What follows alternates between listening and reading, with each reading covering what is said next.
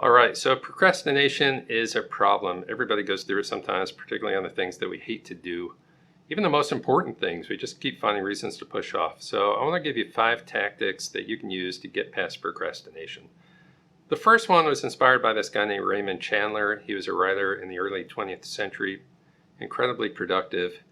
And when asked to talk about his success, he said that he set aside 4 hours a day for writing, and he gave himself a blank room with a typewriter and 2 choices: sit down and write or stare at the wall. There was nothing else that he enabled himself to do.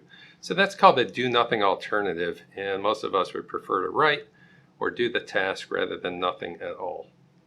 All right, so the next one is called the Zeigarnik effect. So the way this works is when you go into a laboratory, say, and you have some brain puzzles to solve, suppose in one condition you have unlimited time to do this. In a second condition, you're in the middle of doing one of these things and you're suddenly stopped. You're brought back into the laboratory a couple of weeks later and you're asked to recall what happened. In that first condition where you had all the time in the world, most people forget a whole bunch of stuff. In the second condition, they remember really well what was incomplete.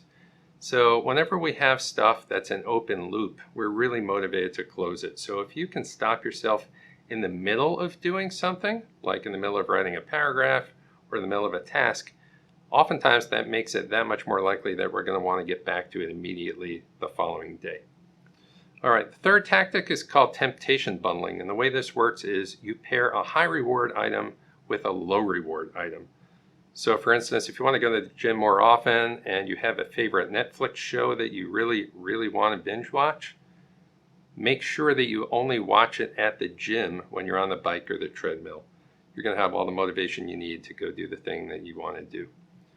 All right, so the fourth one is what's called a commitment device. And in this way, you're really trying to keep your future self accountable. So for instance, if you need to complete a task by Friday afternoon, tell everybody you can possibly imagine that it's going to be there Friday afternoon. That kind of accountability is a commitment that most people are going to hold up. You have to find something that's powerful enough to incentivize you to go do the thing that you want to do. So in other words, there's got to be a consequence that really counts. All right, the final thing, a lot of people struggle with technology and distraction. So you have all the good intentions in the world to get on your computer and pound out some work, but instead you get detoured. You're on Facebook, other social media sites, you check a few news articles, next thing you know, 3 hours are gone. So this is another tactic inspired by another writer. Gets a laptop, takes out the Wi-Fi card, throws it in the trash. Gets an Ethernet cable, super glues it into the port, and then cuts that cord. At that point, that laptop is basically a word processor. So in different ways, we have to cut off possibilities before we have the chance to use them. It's pretty tough to use our willpower successfully when fighting procrastination, but if you take care of the contingencies in advance, it's pretty easy.